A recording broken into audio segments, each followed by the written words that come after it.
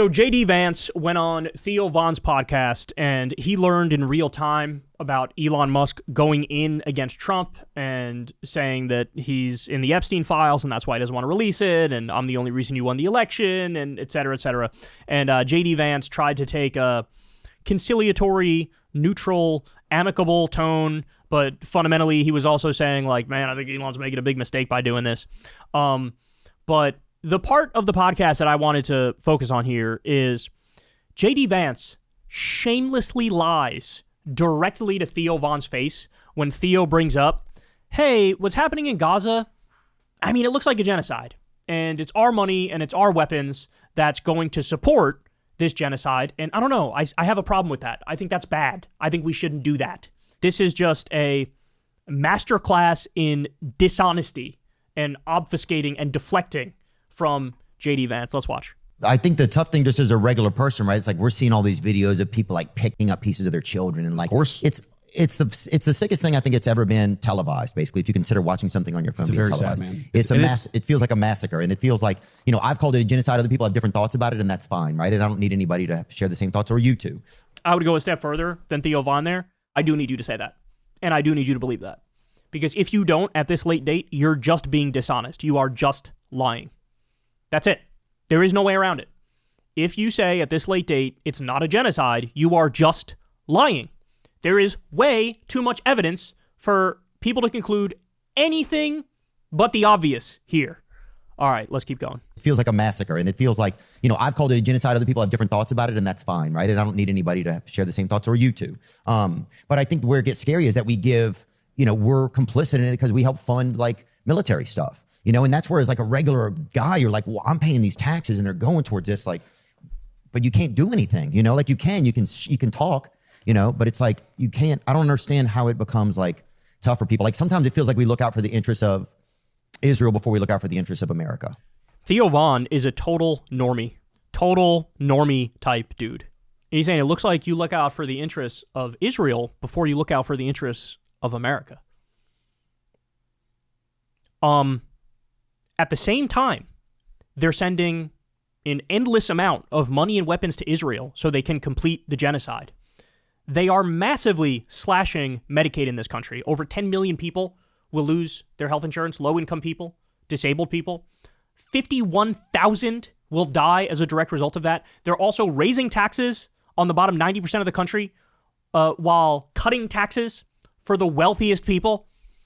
So the reason why it feels like, oh my God, we do more for Israel than we do for this country, that's objectively true. Because every policy from this regime when it comes to this country is let's make life more difficult for working people. Let's wage class warfare on behalf of the billionaires against working people. So he's correct when he says that.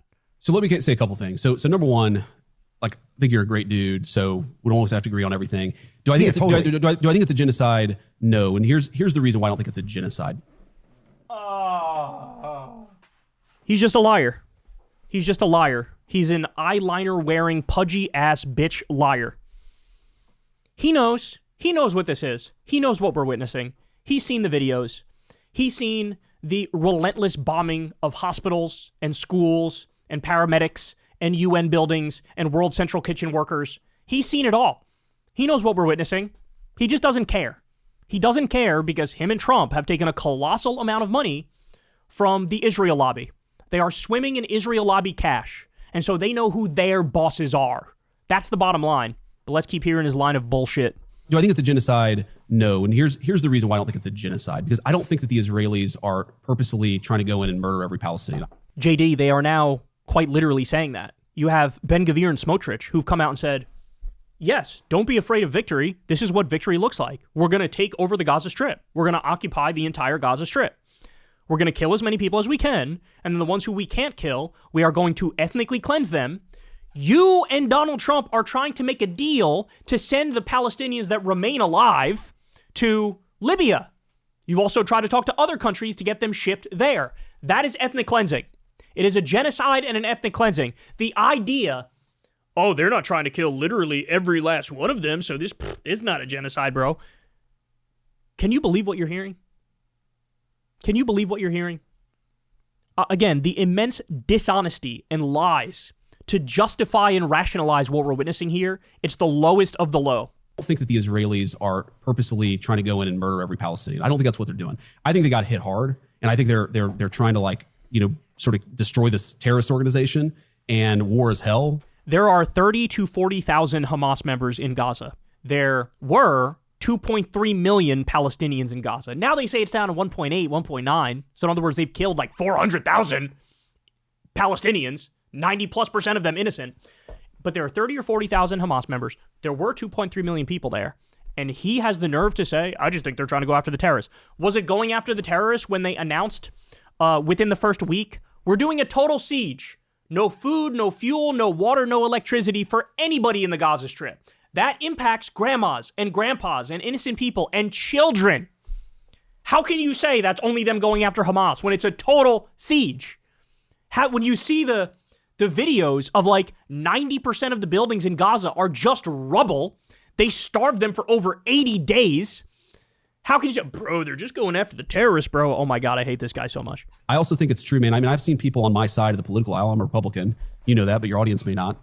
Who like will see these videos of these innocent Palestinian kids and say, oh, well, they had it coming to them. No. Like if you have a soul, your heart should break when you see a little kid who's suffering, which is why we have the policy that we have, which is we're trying to eliminate the conflict, eliminate the source of the conflict so that we can actually bring some peace and some humanitarian assistance into people. You have got to be kidding me. Dropside News points out, podcaster Theo tells Vice President J.D. Vance that it appears the U.S. prioritizes Israel's interest over America's and raises U.S. complicity in Gaza's genocide. This is what his White House has done. They've lifted the freeze on 2,000-pound bomb shipments to Israel, bombs that have been used to strike displaced Palestinians sheltering in makeshift tents, and approved over $12.5 billion in military assistance since taking office in January 2025. Vance denied it was a genocide, defended Israel's military operations in Gaza, and claimed the Trump administration was working to eliminate the conflict. He then argued the administration was being unfairly attacked for seeking diplomacy, even though when Israel unilaterally broke the ceasefire on March 18th under Trump's watch, the administration took no action to hold it accountable. No action. So J.D. Vance says, we're doing diplomacy, bro. We're trying to stop. How is it diplomacy to say, here's some more 2,000-pound bombs, and by the way, I'm going to lift the moratorium. You're allowed to use them now. How is that diplomacy?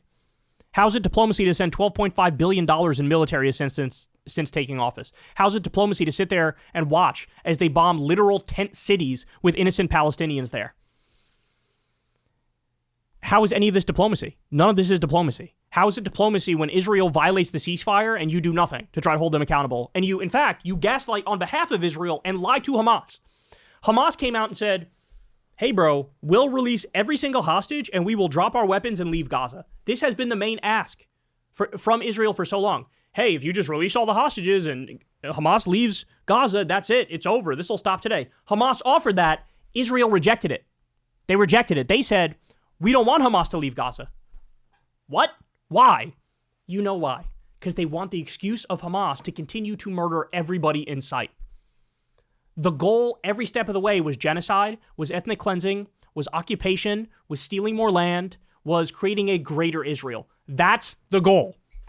J.D. Vance is a smug little weasel prick lying to Theo Von's face about this. By the way, I have a message to all of the podcasters out there, the Rogan Sphere podcast bros who get these big name Republicans on their podcast. Don't do it if you don't know what the fuck you're talking about. Don't do it if you don't know the facts, you don't know the details, you don't know the specifics, you don't know when they're lying directly to your face. Don't do it. Because functionally what you're doing is PR for them. You are covering for them. You are humanizing them as they act like the modern day Nazis.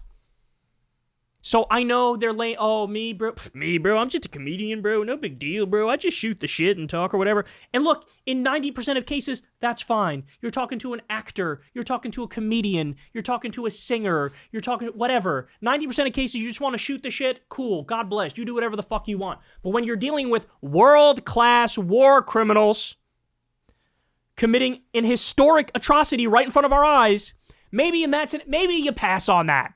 Or if you're going to do the interview, know where you have to press and where you have to be aggressive.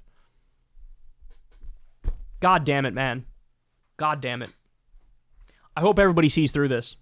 And I hope everybody realizes what this regime is really about. They're about fascism. They're about authoritarianism. They're about a billionaire robber baron coup. And they're about genocide, arming and funding a genocide. That's where we're at. Hey, y'all, do me a favor and like and subscribe. It helps out big time in the algorithm. Click the bell as well for notifications when videos drop. And watch that video on screen right now. You know you want to.